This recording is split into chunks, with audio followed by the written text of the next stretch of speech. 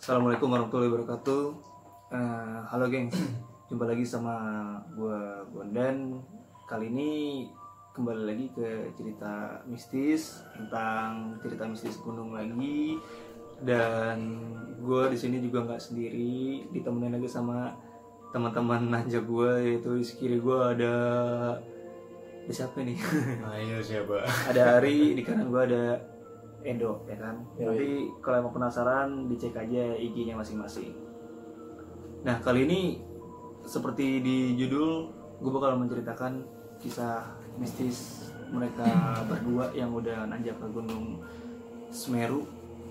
Itu tahun berapa tuh ke Semeru tuh? Tahun kemarin. Tahun ini lah. 2019 Pas pemilu 2019 ya? Agustus. Nah, 19 Agustus. Nah, untuk lebih tepatnya kali ini sih gue bakal ngobrol-ngobrol sama mereka berdua ya. Kayaknya sih mereka berdua kayaknya udah ngerasain cerita horornya itu parah sih di Gunung Semeru di pendakian. Nah, siapa nih yang mau mulai dari mana nih yang benar-benar bisa menceritakan dari awal? Apa Ari? Jadi gimana tuh, Ri? Maksudnya gimana tuh? Waktu Dari persiapannya kan dia. ada persiapan, gimana tuh? Jadi baru berangkat nih. Bagaimana? Nah, pas mulai mendaki nih. Kita waktu itu berangkat sore ya?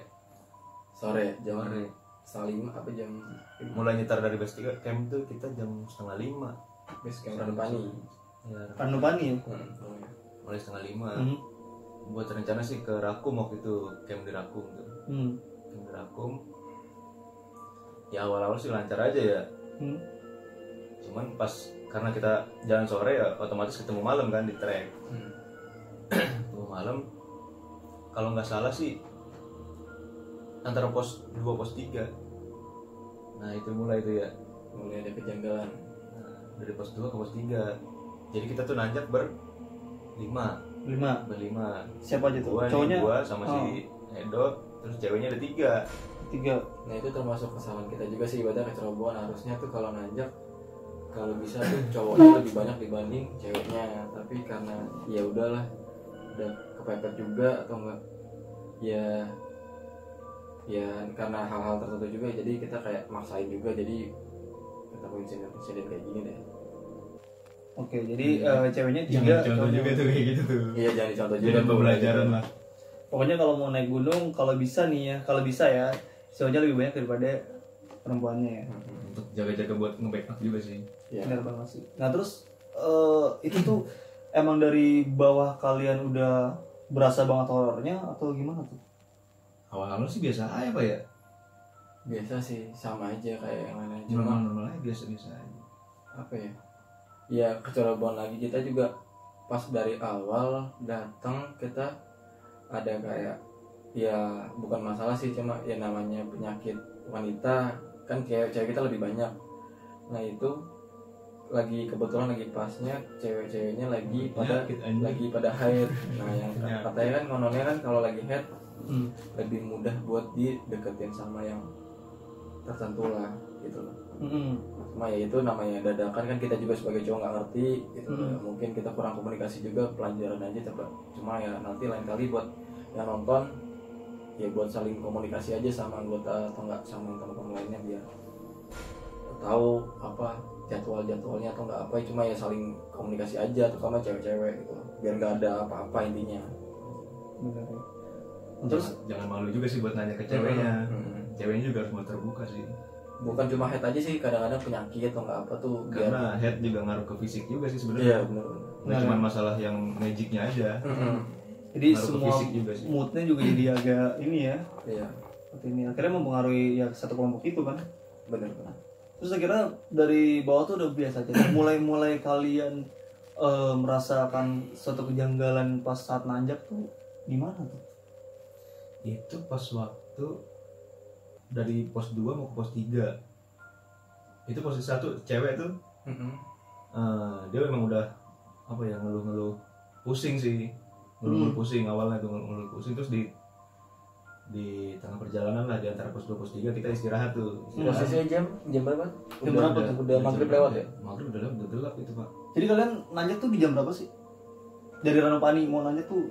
Kita tuh berangkat dari base camp Ranupani 4:30. Tujuan Rakum. Target Rakum. Ada Kumbolo ya. Nah kita nyampe di Rakum itu sekitar jam 10-an ya Pak? 10 ya? 10 malam. 10 malam.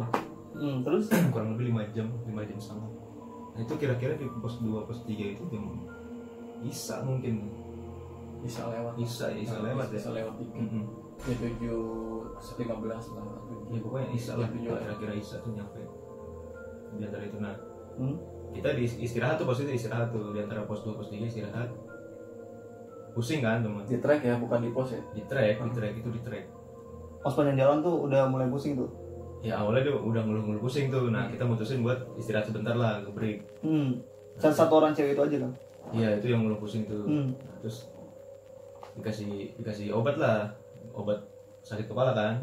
Dia minta obat, ya udah kita kasih.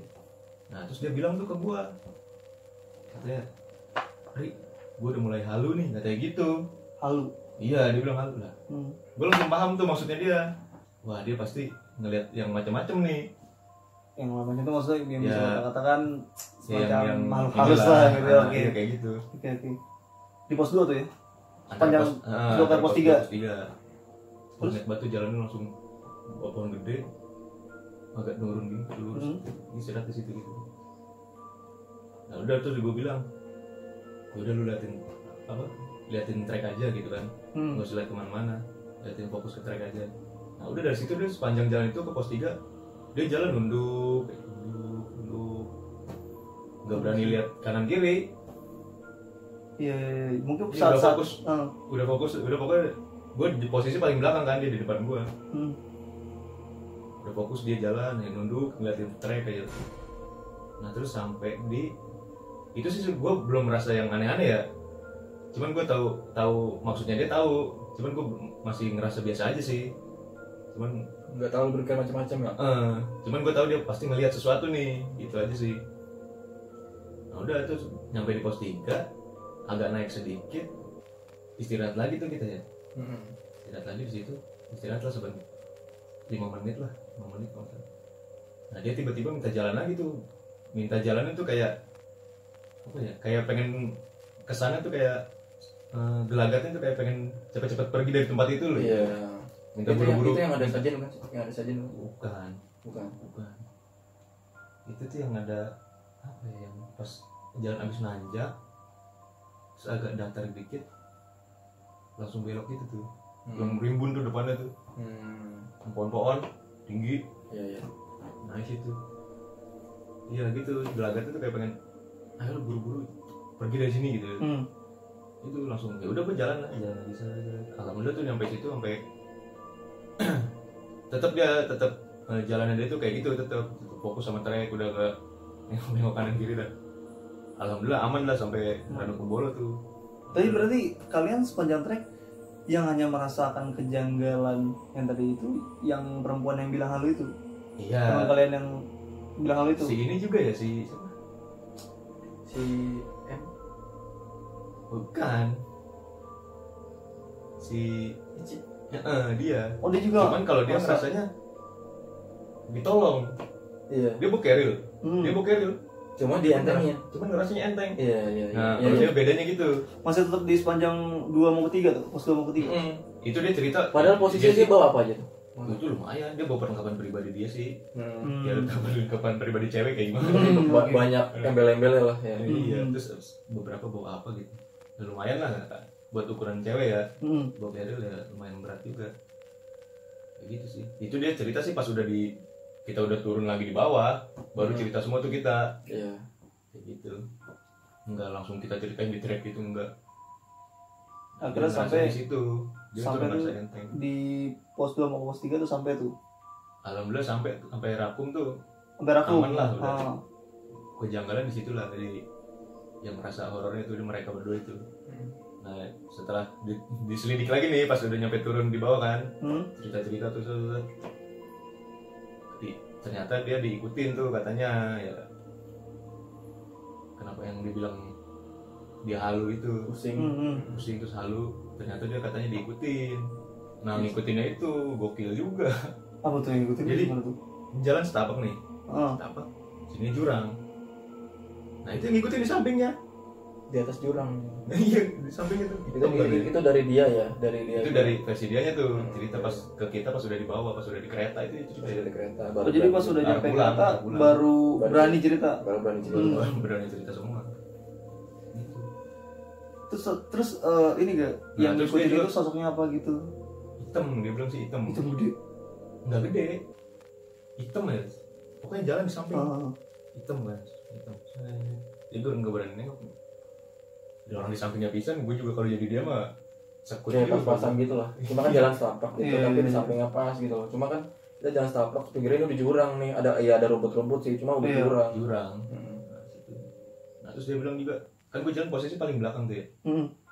Dia bilang di belakang gue tuh apa ada kayak suara tapak kaki banyak, rame. Oh gitu, jadi kayak ada yang ngikutin gitu. Nah dia bilang gitu, dia ngerasain kan, dia yang ngerasain, dengan kayak banyak yang ngikutin lah, suara langkah gitu.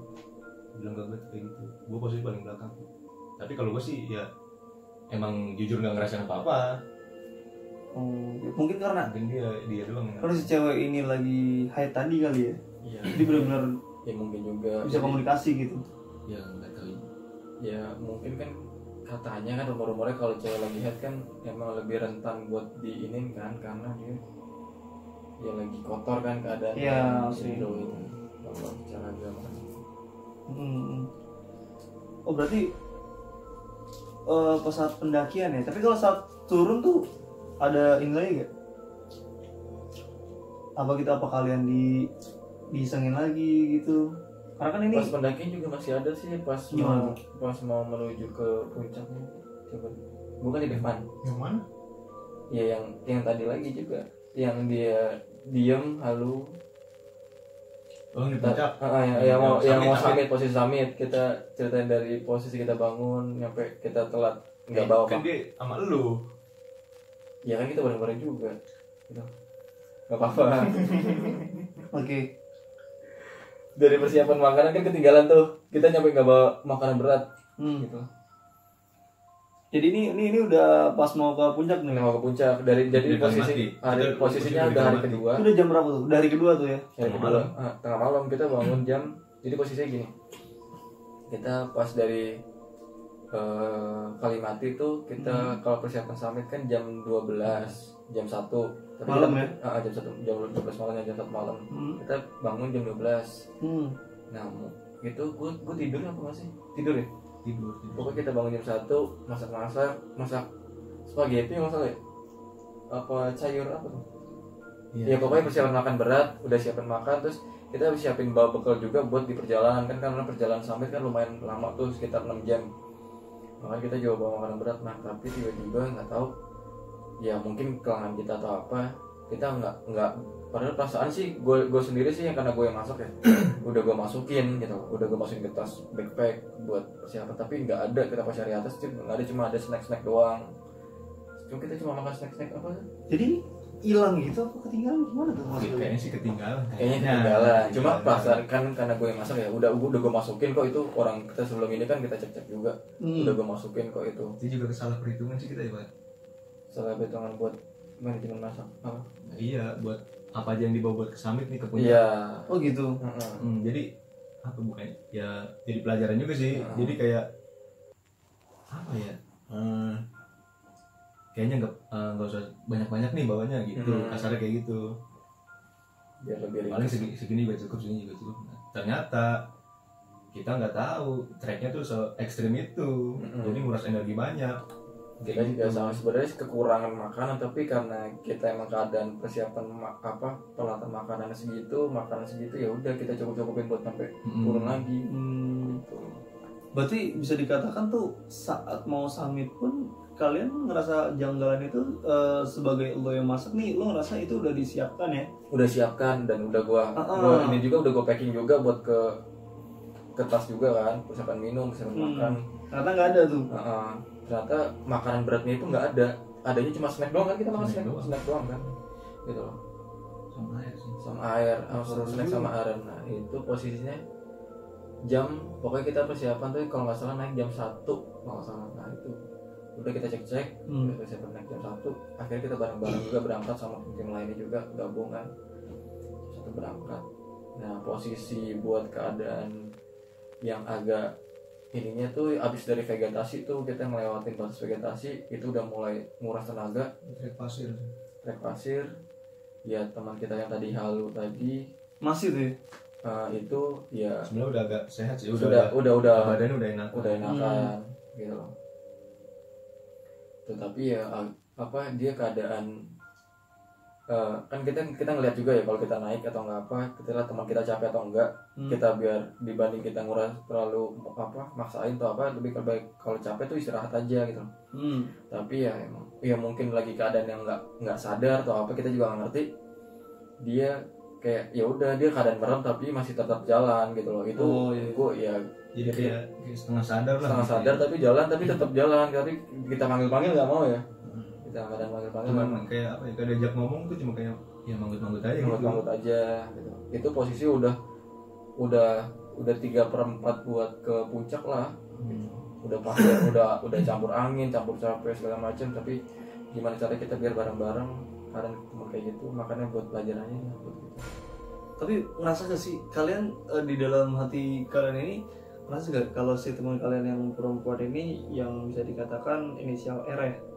Inisial R ini emang beneran kayak ditempelin gitu. Jadi kan tadi pas di pos 2 mau pos 3 kan dia bener-bener diikuti nih. Misalnya kalau kita madep ke depan kan di kirinya bisa kelihatan tuh ya. Nah itu kalian ngerasa gak kalau emang selama ini dia tuh memang masih ditempelin? Saat itu belum. Dari pas dia bilang dia halu itu, gue juga nggak kepikiran dia ditempelin. Jadi masih biasa aja tuh? Masih biasa aja, normal-normal gue nganggapnya. Kalau gue ya gitu. Tapi ketahuannya pas udah sampai pulangnya sih gitu. Pas udah sampai pulang kan dia sempet, dia kan tinggal sama temennya yang bisa juga tuh di kosan. Nah dia temennya ngeliat itu kok ada yang ngikutin gitu. Temennya dia ini ya kasarnya bisa dibilang punya indra keenam lah. Six Zen ya? Ya indigo lah. Kaget ngeliat dia pulang tuh kok beda. Ada yang itu pas udah nyampe Jakarta lagi tuh ya? Itu udah di Jakarta. Jadi benar-benar diikutin sampai ke Jakarta itu? Iya. Wow, Gokil. Akhirnya dibersihin gimana? Apa dia emang mau cabut sendiri atau emang harus dibersihin sama temennya itu? Iya, kurang tahu juga sih, kayaknya dibersihin sama temennya itu dia kayak dibaca-bacain apa, terus dia sering wudhu di sholawat gitu. Terus kejadian janggalnya paling yang pas kita selesai dari alhamdulillah kita semua sampai puncak, kita berlima semuanya sampai. Terus kita nggak lama sih di puncak karena emang ada anjuran nggak boleh sampai jam 10 kan. Kita masalahnya nyampe puncak jam setengah 10 ya. Wow, habis banget ya itu ya. Makanya kita itu makanya udah keforsir banget, kita kurang tenaga. Makanya harusnya dari Kalimati ke puncak itu 6 jam 7 jam lah paling lama. Tapi kita tuh nyampe 10 jam ya. Dari jam 9:30 ya, 9:30 dari jam 1 sampai jam 9:30 ya. Ya karena kita ngatur stamina juga, ngeliat kelompok juga biar nggak berantakan segala macam. Terus kejadian janggalnya juga pas di keadaan turun, pas di nama posnya habis itu habis vegetasi turun lagi. Habis vegetasi. Kan pasir tuh trek pasir batas vegetasi kan turun tuh. Arcepodo. Nah, Arcepodo itu keadaannya kita mulai mecah itu karena apa? Nah, posisinya mecah itu karena gua duluan sama si R tadi yang bertiga ini di belakang, karena ada satu orang cewek juga yang kurang memungkinkan buat diajak jalan duluan kan, karena ya biar kondisinya udah pada capek juga ngedrop segala macam. Jadi kenapa gue duluan itu karena gue persiapin buat makan rencananya. Rencananya tuh. Jadi si Edo sama si R ini duluan buat nyiapin, jadi dia nyampe tenda masak-masak. Jadi pas gitu. Temen gue kan gue bertiga di belakang. Jadi pas dia saat gue sampai, nah temen gue yang cewek ini udah tinggal istirahat lah. Makan, jadi nggak terlalu ini. Karena kondisi fisiknya juga udah capek juga kan. Jadi itu niatnya rencananya. Tapi alhasil gini ceritanya. Jadi posisi setelah Arcepodo itu kita turun. Jadi pokoknya di puncak Arcepodo, bawahnya tuh kayak ya namanya pokoknya Arcepodo itu, Arcepodo ke bawah itu jalan udah kebelah kan. itu tuh bener-bener gua sama si R ini kayak ngerasa bener-bener kita tuh kayak lamban banget jalan, lamban banget, selamban-lamban, secapek-capeknya, kayak bener-bener aduh lemes banget.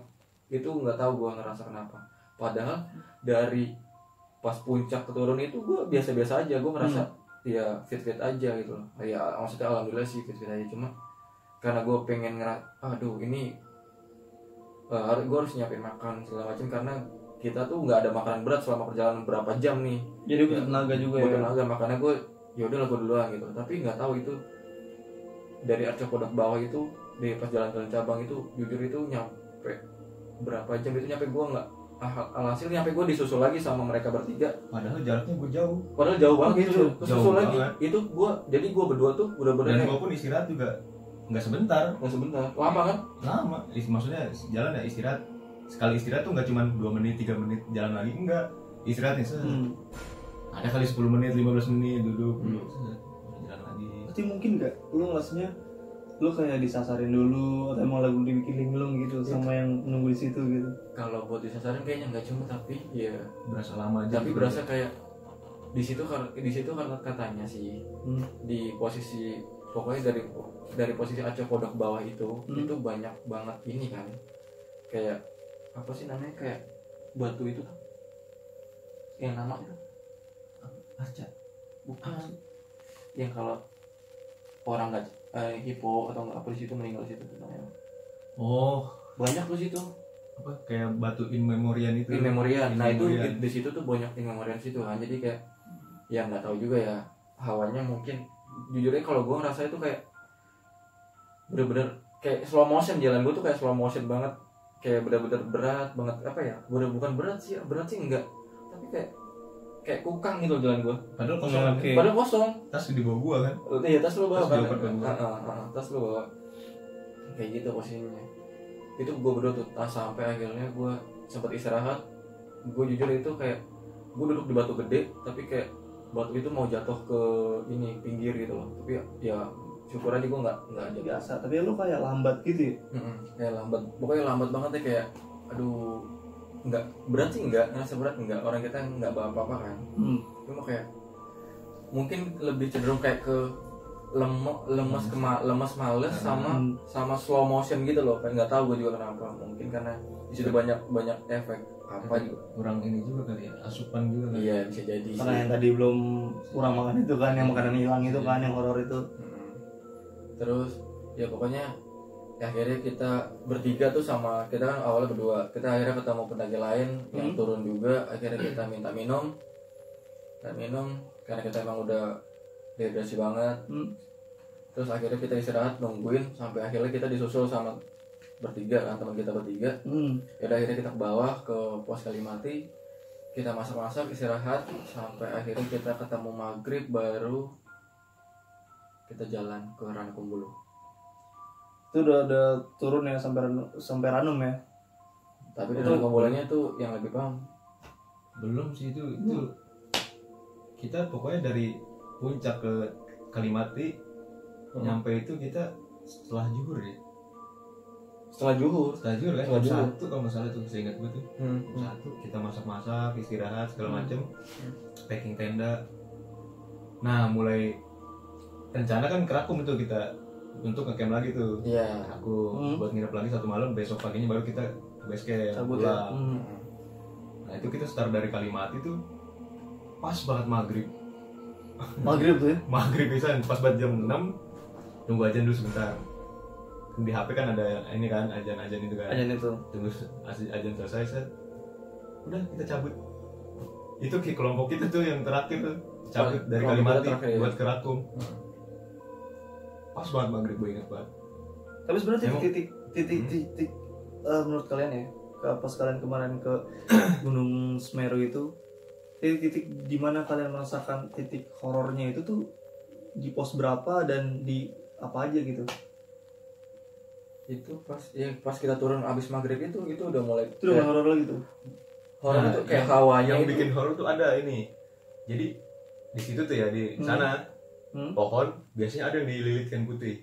Wow itu kalau malam horor banget Pak, sumpah. Oh sama seperti yang di Gunung Lawu juga gitu ya. Kalau kita lewat ke Cetok tuh kan ada tuh yang gitu. Nah Ini juga ada di Semeru. Banyak. Di Kalimati itu yang banyak. Kalimati sama di Ranukumbolo tuh banyak. Oh iya. Wah itu horor sumpah. Jadi kalau malam tuh auranya ini Jadi banget. Kan pas kita baru sampai Kalimati awalnya itu kan ada yang kesurupan di situ. Yang deket. Jadi dia bikin tendanya itu deket pohon itu. Pohon yang dikainin itu ya. Pohon yang dikainin. Padahal kan udah diganjurkan kan ada berapa meter dikasih jarak nggak boleh. Kalau nggak salah dikasih polis lain juga waktu itu ya. Ada Di tali kan? Iya, tali. Buat batas ngecamp, buat bikin tenda. Saya ingat banget. Begitu. Nah, terus akhirnya kalian masih lanjut tuh ya. Masih jalan maghrib. Ya itu kita Pokoknya posisinya kita tuh kelompok terakhir tuh pokoknya arah ke Ranukumbolo. Posisi kita udah paling terakhir ke kelompok kita doang berlima kan. Ya udah dengan apa ya pokoknya Bismillah aja lah kita buat apa biar cepat sampai. Terus akhirnya pokoknya auranya udah beda tuh yang pokoknya di itu yang pohon itu. yang pohon udah ngelangkung itu. Itu parah itu anjir. Itu rasanya udah nggak tahu deh kayak gimana campur aduk hawanya tuh kayak merinding sumpah. Pohon melengkung tuh gerak sendiri gitu. Bukan gerak sendiri. Jadi pohonnya tuh emang alami ngebentuk kayak bentuk terowongan gitu panjang. Gitu.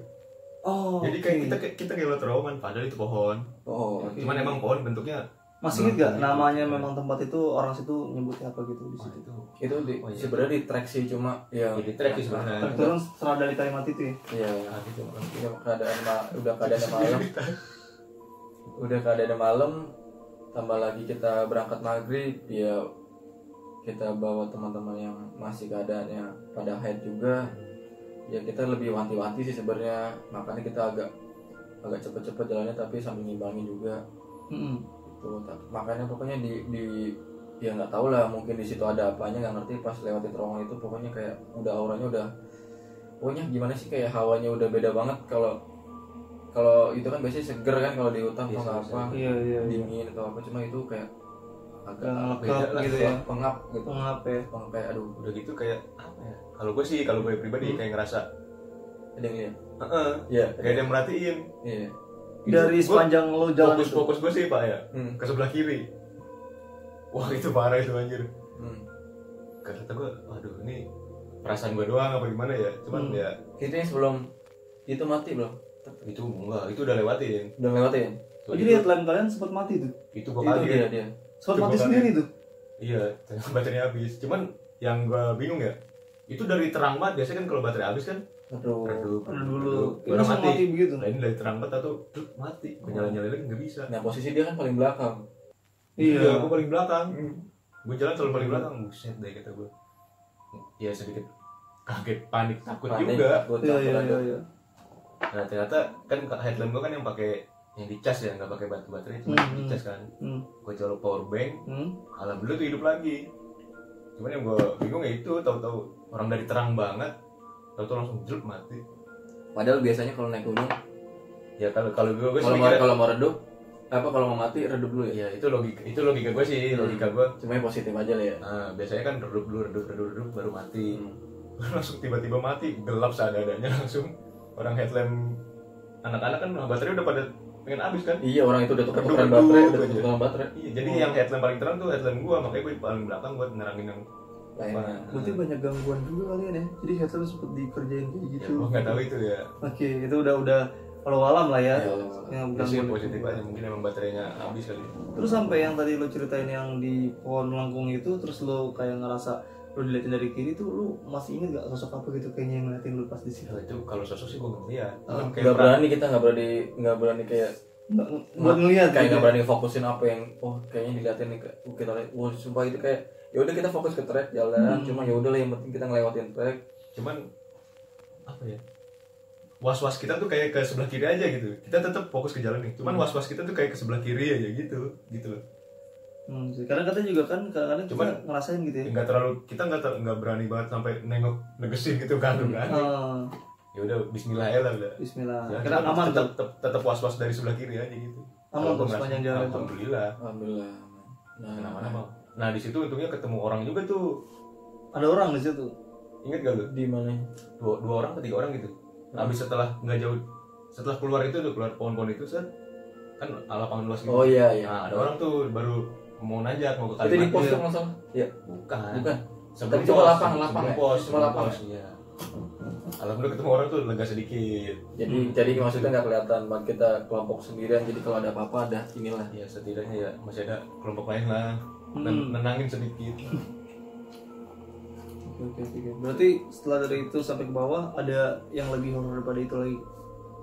Sebenarnya horor sih enggak ya, cuma janggal Yang dari pos apa sih namanya itu? Itu pos apa? Cemoro Kandang yang mau ke arah Ororo Ombo. Kan kita kalau mau ke arah Cemoro Kandang, Ororo Ombo, Rakum ya. Iya.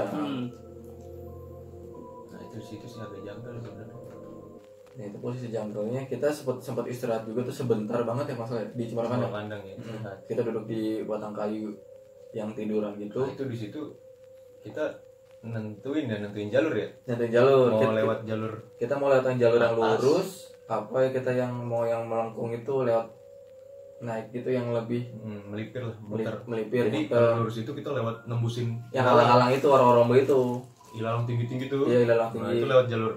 Nah, katakanlah jalur tengah nih. Jalur tengah, Nah, jalur utama ya. Jalur utama. Itu ilalang tinggi-tinggi tuh. Nah, kita ngindarin itu. Karena kenapa lu hindarin? Karena kenapa kalian hindarin tuh? Katanya sih Ya, gue sih emang entah apa ya. Sebelum gue nanjak kan gue pertama kali nanjak situ nih. Otomatis gue searching dong. Informasi apa aja nih tentang gunung itu kan, termasuk ya mitos-mitosnya. Iya. Udah gue searching dong. Nah, di situ ya ada mitosnya lah. Ya serem juga, gue juga mikir juga jadinya. Apa tuh mitos? Yang gue baca waktu itu katanya ya ini dari Google ya, dari Google. Gue baca katanya kalau di jalur itu setelah pas maghrib, itu katanya deret sosok apa nyebutnya kita ya, makhluk Aduh, itu horor agak merinding juga sih. Iya makanya. Oke. Perempuan ya? rambut panjang itu katanya berderet itu di situ sepanjang jalur. Iya. Itu mitosnya. Serius? Cuma ya Gak tahu itu menurut artikel yang gue baca di Google. Oke. Ya, cuman kan gue juga jadi apa ya, jadi udah ke mindset gitu ya? Mungkin salah juga kali ya kalau kita mau naik gunung baca-baca mistis gitu. Harusnya jangan dulu. Ya nggak tahu juga. Sebenarnya ada Plus minusnya sih. Jadi kita bisa kalau ini bisa waspada juga, tapi takutnya dibanding kita Takutnya jadi malah ke suges itu. Parno ya, Parno. Tergantung kitanya sih sebenarnya. Cuman ya sedikit enggaknya pasti kita ya mikir ke situ juga. Akhirnya kalian nggak lewat tuh jalur itu. Niatnya kita rencana nggak lewat situ. Karena ada jalur muternya tuh emang agak nanjak gini muter.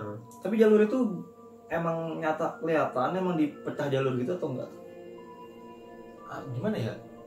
Itu sebenarnya kalau dari Cemoro Kandang tuh kelihatan jelas jalurnya. Jelas. Besar, gede. Berapa apa kayak jalur biasa itu 3 meteran gitu maksudnya. Jalur kayak ya jalur tanah full gitu loh. Tapi pinggir-pinggir kanan kiri udah dilalang tinggi yang kata pohon apa tuh? Yang ungu itu loh. Itu namanya. Ya pokoknya itulah. Kalau lagi mekar warna. Kalau lagi mekar tuh warna ungu semua tuh. Nah, tapi itu keadaan kita lagi nggak mekar kan. Nah itu kelihatan jelas kiri kanan harusnya. Nah itu kelihatan apa? Nah posisinya pas turun itu dari Cemoro Kandang kita istirahat sebentar. Kita yaudah kita lanjut jalan. Udah nentuin kan kita lewat jalur apa? Pinggir ya? Pinggir niatnya. Kita niatnya lewat jalur pinggir yang kita hindarin ilalang itu. Hindarin ilalang sama kita kan ceweknya lebih banyak. Kalau lewat jalur ilalang itu kita agak curam naiknya, agak di ujung itu emang agak tinggi. Oh curam. Okay. Soalnya awalnya kita pas perjalanan tuh yang pas perjalanan turunnya aja tuh agak kerepotan kita yang perempuan, makanya kita menghindari itu sebenarnya. Nah posisinya tuh gue posisinya kan paling depan tuh pas perjalanan pulang arah ke Rado Kebolong. Jadi gue udah bilang jadi gue sambil nyanterin kan ke jalur, kalau ada lihat jalur pecahan ke kanan tolong bilangin gue ya. Gue bilang gitu tuh. Gue selalu bilang kayak gitu terus berapa kali tuh gue bilang nggak ada berhentinya kalau masalah. Nah itu posisi gue udah setter ke kanan tuh nggak ada jalan pecah. Dan kita pun nggak ada yang ngeliat ada jalur ke kanan. Iya nggak ada. Cuma jalur utama itu aja lurus. Jadi jalur lurus saya terus gitu. Nggak ada belok-belok sama sekali. Nggak ada kayak pecahan jalan setapak itu nggak ada sama sekali. Pertigaan gitu nggak ada sama sekali. Nah tapi gimana tuh tiba-tiba? Nah pas udah kita kan sambil nyari apa ya, jalan ke pecahan ke kanan itu kan. Sambil santai-santaiin tuh. Ya fokus nyari jalan ke kanan. kiri kanan kita cari. Ketemu lah kita sama ilalang. Ketemu lagi sama ilalang. Itu kita belum posisi memang belum ketemu ilalang tuh, masih Iya, masih luas. Pasir lah, pasir apa tanah gitu, pasir sih pasir. Cuma ada ilalang kecil-kecil doang ya. Kecil-kecil pendek. Pendek-pendek Nah, doang. pas sudah kita lagi nyari jalan ke kanan itu, ketemu ilalang yang tinggi lah di depan kita nih. Ilalang tinggi-tinggi tuh. Udah dalam hati gue ya udah pasrah ya, kita lewat jalur tengah nih, dalam hati gue gitu. Ternyata itu perkiraan kita kan, kita lewat jalur tengah tuh. Ya udahlah, bismillah aja gitu kan. Udah bismillah aja, jalan ikutin itu masih ilalang tinggi tuh. Terus sampai jalan berapa lama tuh ya, ketemu jalannya mulai nanjak tuh ya, Tiba-tiba langsung nanjak. nah nanjak lama-lama ilalang habis nih. Ilalang habis. Tiba-tiba ilalang ada di posisi sebelah kiri. Nah iya itu. Padahal kenyataannya kalau emang kita lewatin ilalang itu udah tinggal lurus doang, nggak ada tanjak-tanjak. Pokoknya jalan tengah itu posisinya datar doang. Datar, nggak ada naik-naik. ujungnya tuh tanjakan. Tiba-tiba ujungnya baru tanjakan terjal. Nah, jadi udah langsung nyampe Rakum. Tiba-tiba. Jadi gini nih. Ini yang jalan tengah. Kasarnya gini ya, ini jalan tengah. Ujungnya tanjakan. Nah, ini langsung ketemu yang ujungnya tanjakan cinta nih. Oke. Nah, kita niatnya lewat sini. Muter ke sini nanti ketemunya. Ternyata kan gue pas jalan, Udah tiba-tiba nyampe ilalang tuh. tahu-tahu nyampe ilalang nih. Dari logika nih, harusnya kita lewat jalur tengah tuh, udah masuk jalur tengah kan, ketemu ilalang. Ternyata kalian udah di situ. Nah terus pas lagi jalan, tahu-tahu kok kita melipir masuk ke jalur yang sini nih. Oh gitu. Nah, gua padahal jalur tengah tuh nggak ada naik sedikit pun, nanjak dikit nggak ada. Flat semua dari awal kan. Wow. Nah, gua nggak logika sih. Gua enggaknya kita masuk jalur yang muter. Gue inget pas siang-siang pas kita dari Rakum ke Kalimati, di situ ada pohon tuh. Ada pohon satu gede. Itu kita istirahat di situ maksudnya. ada orang istirahat di situ pas siang itu arah berangkat tuh. Gue inget di situ buat patokan. Buat patokan gue. Nah pas di situ gue ngeliat, pas di situ pas ngeliat pohon itu, lah kok itu pohon ada di depan kita nih. Ini berarti jalur muter nih, bukan jalur tengah. Jalur pinggir yang kedua itu. Ya. Nah di situ ya seneng sih gue, bersyukur karena bisa udah lewat situ. Iya, Nah, oke. cuman yang nggak gue paham kenapa bisa tahu-tahu lewat situ gitu loh. Wah, bersyukurnya tuh karena kita tuh kalau kita lewat jalur tengah, kita otomatis udah keadaan gelap, capek. Kita Nah di ujung itu cewek itu pada drop juga kan. Kita juga semua pada drop. Kalau buat tanjak terlalu tinggi ke tanjakan cinta tuh mungkin nguras tenaga lebih banyak, tapi kalau lewat jalur melipir itu agak landai, tapi kita bisa hemat energi nih gitu. Emang konsekuensinya tuh agak muter jauh, cuman iya agak landai enak kayak gitu. Tapi kita sempat istirahat kan? Istirahat di nggak jauh dari pohon. Iya dari pohon. Maju dikit. Kalau kelihatan pohonnya. Iya. Nah di situ kita istirahat. Berarti bisa dikatakan saat itu kalian nggak sadar yang harusnya sebenarnya secara logika itu jalurnya yang kita lewatin jalur tengah, tapi padahal kalian ngerasa itu jalan ya lurus aja gitu ya. Lurus aja. Tapi ternyata malah belok gitu ya, nyampe di situ ya. Padahal nggak ada cabang. Luar logika. Padahal gue udah bilang sama anak-anak kalau ada jalur ke pinggir, misalkan gue kelewatan atau apa, ini gue di depan kan, tolong bilangin gue. Jadi kita lewat pinggir gitu loh. Itu tiba-tiba belok. Ya kalau alam lah itu bisa kayak gitu. Gue juga nggak ngerti kenapa. Ya karena ya kita udah emang dari awal gue udah niatnya gitu ya. Udah pesimis juga sih ya. Ya udahlah bismillah aja lewat jalur tengah gitu kan. Karena mitosnya itu nah, kan satu mitos akan itu. Nah, satu lagi yang itu. ujungnya di tanjakan itu. Iya. Itu. Udah bismillah ya lah. Oh, gila, nah, alhamdulillah jadi masuk ke jalur yang muter yang kita rencanain. Sesuai yang kita rencanain. Karena kita udah pesimis lah, udah tahu-tahu ketemu ilalang. Berarti singkat cerita akhirnya kalian setelah mengalami kejadian mistis di itu selamat lah ya sampai bawah ya, alhamdulillah ya selamat ya sampai bawah semuanya dengan selamat. Akhirnya kalian bisa pulang. Nah makanya tadi kembali lagi seperti kita cerita di awal, akhirnya si R itu baru menceritakan kejanggalan itu sama kalian berani ketika pas di kereta ya. Justru malah mereka dia itu menceritakan dan temennya itu yang melihat ya. Wah, seru banget gengs cerita ini gengs. Gue pribadi sih gue pengen banget ya, gue malah pengen gitu ke Semeru gitu ya, apalagi sama kalian ini gitu, teman-teman gue yang udah jauh-jauh nanjak gunung gini. Gimana gengs kira-kira dengan cerita ini? Buat agensi di rumah ada yang udah pernah nanjak gunung Semeru belum? Kalau yang pengalamannya sama seperti teman gue Ari sama Edo ini, bisa share di kolom komentar ya. Siapa tahu nanti kita bisa langsung balas-balasin gitu, kita bisa bertukar pikiran juga, bahkan kita bisa silaturahmi kali ya, bisa ketemu bareng, kita bisa ngumpul bareng dan bisa nanjak bareng juga. Mungkin gitu. ada yang bisa menjelaskan fenomena tadi juga ya. Benar, mungkin itu kan tadi di luar logika banget ya, secara logika tuh itu nggak masuk akal. Mungkin Yang punya pengalaman sama. benar, yang punya pengalaman sama, tolong sharing ya, jangan lupa sharing di kolom komentar di bawah ini. Jangan lupa juga kalau emang suka sama video ini, di like videonya. Kalau nggak suka di dislike aja, nggak apa-apa. Dan share juga ke teman-temannya ya. Dan jangan lupa ya pastinya di subscribe terus channel gue ini untuk selalu berkembang. Dan untuk kedepannya kalau memang kalian suka sama cerita ini, kita bakal hadirin lagi cerita-cerita horor selanjutnya. Dan jangan lupa di follow juga Instagramnya teman gue Ari sama Edo kalau yang buat pengen lebih kenal lagi tentang gunung. Dan follow Instagram gue juga. Oke, nanti kita balik lagi dengan cerita-cerita yang seru lagi tentang gunung lagi tetap di channel gue Cape Bones. Dan pokoknya selama kalian masih punya jiwa pemberani, naik gunung tuh seru banget sebenarnya. Kalau misalkan kejadian-kejadian horor kayak gitu ya bonusan aja ya, bonusan aja. Oke, mungkin sekian aja dari kita bertiga, kurang lebihnya kita minta maaf. Oke, dan jangan lupa tetap selalu semangat. Oke, gue Kapten Bones. Goodbye. Assalamualaikum warahmatullahi wabarakatuh. Waalaikumsalam.